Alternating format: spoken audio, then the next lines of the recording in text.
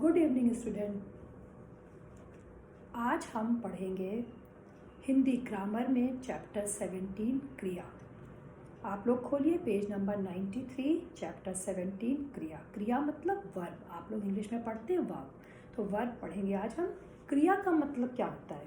जिन शब्दों से किसी कार्य के करने या होने का पता चले वो दो उसे क्रिया कहते हैं। हम जो भी एक्टिविटी, जो भी काम करते हैं, जिन शब्दों से किसी काम के करने या होने का पता चले उसे क्रिया कहते हैं। क्रिया किसे कहते हैं? जिन शब्दों से काम करने, हम जो भी काम करते हैं वो सब क्रिया है। ठीक है। प्रत्येक वाक्य में क्रिया का होना आवश्यक होता है। हिंदी में क्रिया हमेशा वाक्य के अंत में, आखिर में आती है। जो भी क्रिया है वाक्य के अंत में आती है। ठीक है। क्रिया का मूल रूप जो होता है उसे धातु कहते हैं। क्रिया के प्रत्येक क्रिया का एक मूल रूप होता है, उसे धातु कहते हैं। उससे ही फिर क्रियाएं बनती हैं। लिंग, काल और अवस्था से इसका रूप बदलता रहता है। मूल रूप के साथ ना लगाकर नया शब्द बनाया जाता है, जैसे पढ़, लिख, हंस। तो इसमें जब आप ना लगा देंगे तो पढ़ना, हंसना, लिखना, ये सब क्या है? क्रियाएं हैं। ये सब क्रियाएं बन जाती हैं। क्रिया के सामान्य रूपों में समान रूप से मिलने वाले अंश को धातु या क्रिया मूल कहते हैं, जैसे रखना, बैठना, पढ़ना, दौड़ना। इनमें क्या है? धातु क्या थी? रख, बैठ, पढ़, ये मूल था। उसमें जब हमने ना लगा दिया तो क्रिया बन गई, क्रिया शब्द बन गए। ठीक है। क्रिया क्या है? जो भी हम काम करते हैं, जैसे बहन भाई को समझा रही है। क्या काम कर रही है? समझाने का काम कर रही है। तो ये समझाने का काम करना ये क्रिया हो गई, समझा रही है, ये क्रिया है उसकी। क्रिया के भेद। क्रिया के दो भेद हैं कर्म के आधार पर।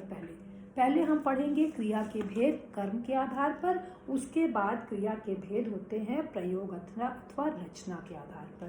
पहले हम पढ़ेंगे क्रिया के भेद कर्म के आधार पर। कर्म के आधार पर क्रिया के दो भेद हैं। जैसा कि आपको पढ़ने से मालूम चल रहा है, कर्म मतलब क्या काम कर रहे हैं, कर्ता कौन सा काम कर रहा है जिसपे क्रिया का प्रभाव पड़ता है, उसे कर्म कहते हैं। कर्ता जिस क्रिया को कर रहा है और जिस पर उसका प्रभाव पड़ रहा है उसे बोलते हैं कर्म। क्रिया का प्रभाव पड़ता है। अगर कर्म नहीं है तो कर्ता पर ही क्रिया का प्रभाव पड़ेगा। जैसे मैं पढ़ा रही हूँ, मैं ही पढ़ा। अब मैं क्या पढ़ा रही हूँ? पुस्तक पढ़ा रही हूँ, मतलब पुस्तक पर प्रभाव, पुस्तक पढ़ा रही हूँ, इसमें ये कर्म हो गया। तो कर्म के आधार पर क्रिया के दो भेद हैं। पहला है सकर्मक क्रिया, दूसरा है अकर्मक क्रिया। जैसा कि बोलने से मालूम चल रहा है, सा मतलब किसी में किसी को मिला दीजिए, सा। तो ये सा कर्म मिला हुआ है इसमें, ये है सकर्मक क्रिया। आ मतलब हटा दीजिए, कर्म को हटा दीजिए, मतलब ये है अकर्मक क्रिया। जिसमें कर्म नहीं है वो है अकर्मक क्रिया। जिसमें कर्म है उसे बोलते हैं सकर्मक क्रिया। तो कर्म क्या है अब मैं ये बताती हूँ।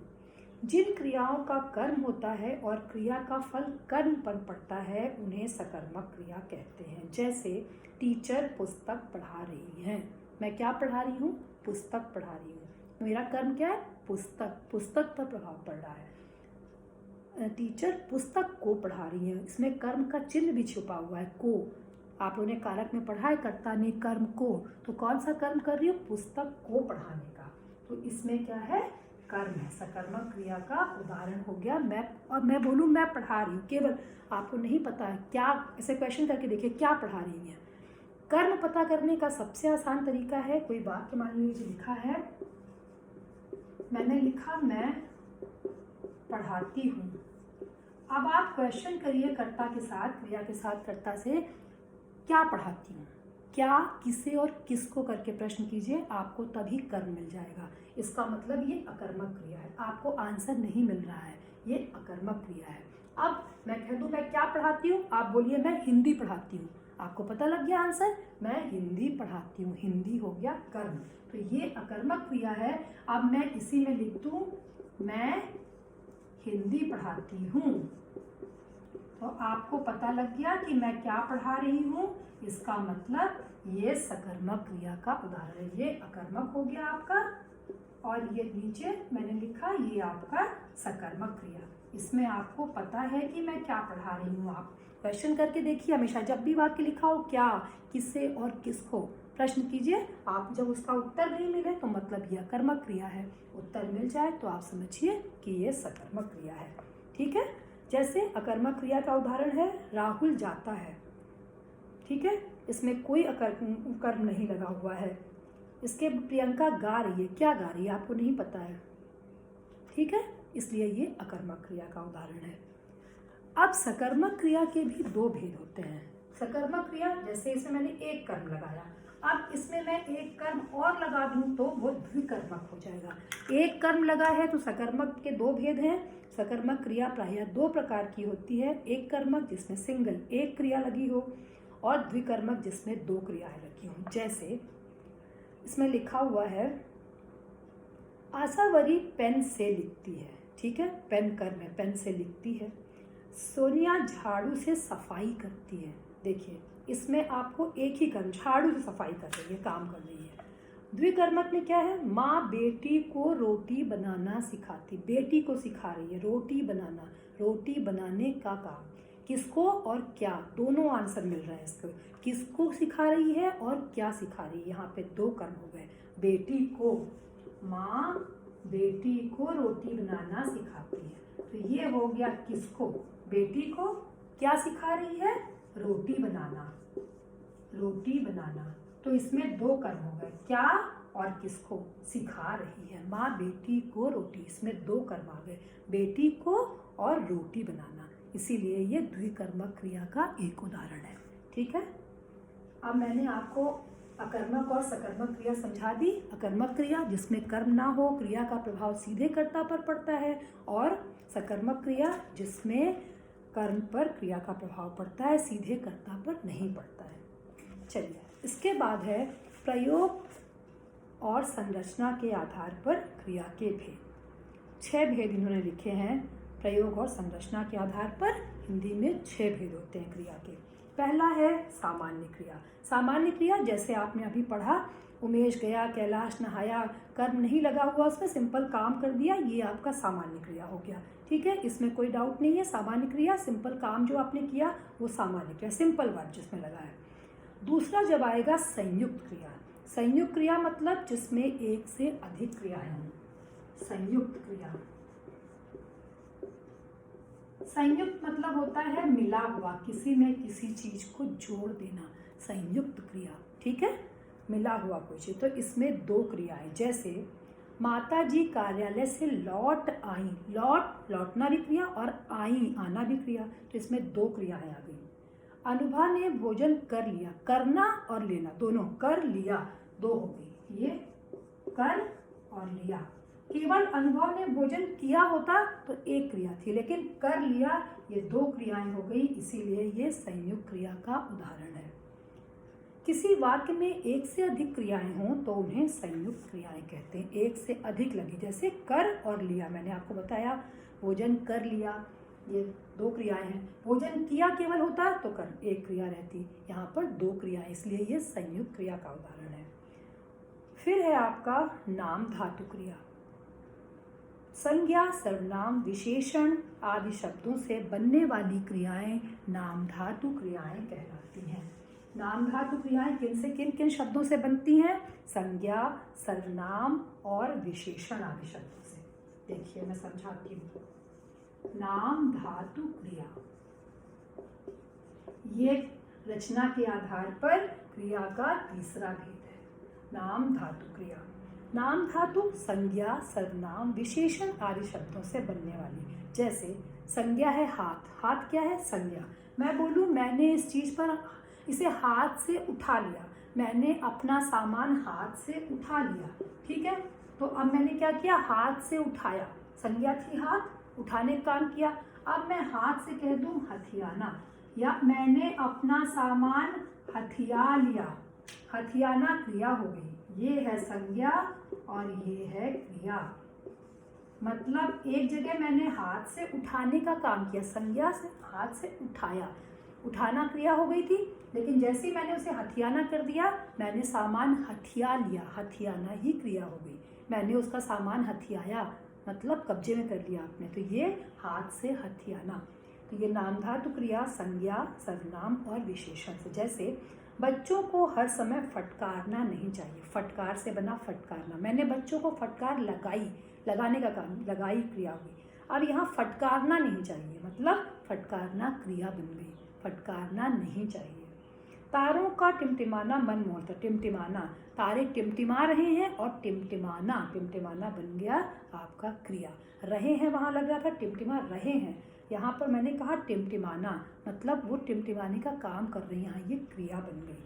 फिल्म से फिल्माना, शर्म से शर्माना, मुझे शर्म आ रही और मैं शर्मा रहा, तो शर्माना क्या बन गया, ये बन गई क्रिया। 60, वह 60 वर्ष का है और वह सठिया गया, सठियाना, ये बन गई क्रिया। आपसे अपनाना, आप मेरे हैं और मैंने आपको अपना लिया, अपनाना, ये हो गया क्रिया। आप सर्वनाम था, आप मेरे अपने, मैंने बोला अपने हैं और मैंने आपको अपना लिया, अपनाने की क्रिया कर ली, तो ये अपनाना बन गई क्रिया। ये आपके नाम धातु, संज्ञा, सर्वनाम और विशेषण शब्दों से क्रिया बन जाते हैं। ऐसे वो संज्ञा सर्वनाम के रूप में काम करते हैं, विशेषण के रूप में, लेकिन जब इनका रूप चेंज हुआ, जैसे हाथ से हथियाना, ये क्रिया बन जाते हैं। कुछ शब्द क्रिया का भी काम करते हैं, उनका रूप बदल जाता है। फिर है प्रेरणार्थक क्रिया, आपको सबसे आसान लगेगी। प्रेरणार्थक क्रिया मतलब कर्ता स्वयं काम ना करके किसी और से काम करवाए, उसे बोलते हैं प्रेरणार्थक क्रिया। जैसे जिन क्रियाओं को कर्ता स्वयं ना करके दूसरे को क्रिया करने के लिए प्रेरित करता है, उन क्रियाओं को प्रेरणार्थक क्रिया कहते हैं। प्रेरणार्थक क्रिया, प्रेरणार्थक मतलब प्रेरणा देकर किसी और से काम करवाना, प्रेरणार्थक क्रिया, ठीक है।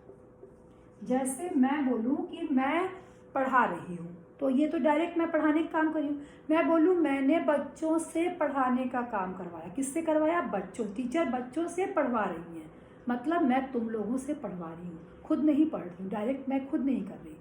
अनूप अंजना को चित्र दिखाता है, खुद नहीं देख रहा है, अंजना को दिखा रहा है, ठीक है।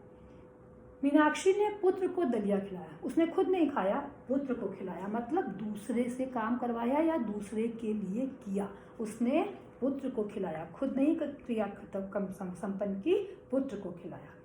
जिन क्रियाओं में कर्ता स्वयं नहीं काम करता है, दूसरों से करवाता है, उसे प्रेरणार्थक। जैसे मालिक ने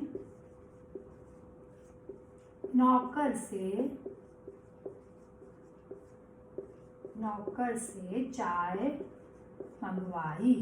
अब मालिक ने खुद चाय नहीं ली जाके, मालिक ने किससे मंगवा ली, नौकर से, तो उसने किससे काम करवा लिया, तो नौकर से। ये आपकी प्रेरणार्थक क्रिया का उदाहरण हो गया, ठीक है। फिर है पूर्वकालिक क्रिया। पूर्वकालिक, पूर्व से ही पता लग रहा है, मतलब जो आपने पहले कर लिया, पूर्वकाल मतलब जो आपने पहले किया, पूर्व मतलब पहले का और काल मतलब समय। पूर्वकालिक क्रिया, पूर्वकालिक मतलब जो काम आपने पहले कर लिया, उस क्रिया को बोलेंगे पूर्वकालिक। किसी वाक्य में मुख्य क्रिया से पहले होने वाली क्रिया पूर्वकालिक। जैसे मैंने पढ़ाकर होमवर्क दिया, पहले क्या किया, पढ़ाया आपको, फिर गृह कार्य दिया। टीचर ने पढ़ाकर गृह कार्य दिया, पहले क्या किया, मैंने पढ़ाया, फिर आपको होमवर्क दिया, पहले नहीं दिया, तो पहले जो काम खत्म किया वो पूर्वकालिक है, फिर दूसरा काम किया आपको गृह कार्य, होमवर्क देने का। जैसे इसमें लिखा है सुमन ने कविता पढ़कर, पहले पढ़ा और फिर सुनाया, पढ़कर सुनाया, पहले पढ़ा और फिर आपको सुनाया, ठीक है। इसमें दो क्रियाएं हैं, पढ़कर और सुनाई, पहले पढ़ा और पढ़कर सुनाया। वाक्य में फिर है मधु सबसे मिलकर अमरावती गई, सबसे मिली, पहले वो क्या किया, सबसे मिलने गई, फिर वो गई, तो इसमें क्या है, मिलकर और गई, दो क्रियाएं हैं, मिलकर गई, तो मैं पहले उसने क्या किया, मिलने का काम किया और फिर उसने जाने का काम किया, तो इसमें ये पूर्वकालिक क्रिया जो आपने पहले किया। जैसे राम ने नहाकर खाना खाया, पहले क्या किया आपने, नहाया, राम ने पहले क्या किया, राम ने पहले नहाया, फिर ये नहाकर पूर्वकालिक क्रिया का उदाहरण, फिर ये खाना खाने का मुख्य काम उसने किया, पहले ये खत्म किया, इसीलिए ये पूर्वकालिक क्रिया का उदाहरण। जो कार्य पहले संपन्न कर लिया, उसके बाद आपने अपना काम किया, तो पहले वाली जो क्रिया है, मुख्य क्रिया से पहले होने वाली क्रिया, वो पूर्वकालिक क्रिया कहलाती है।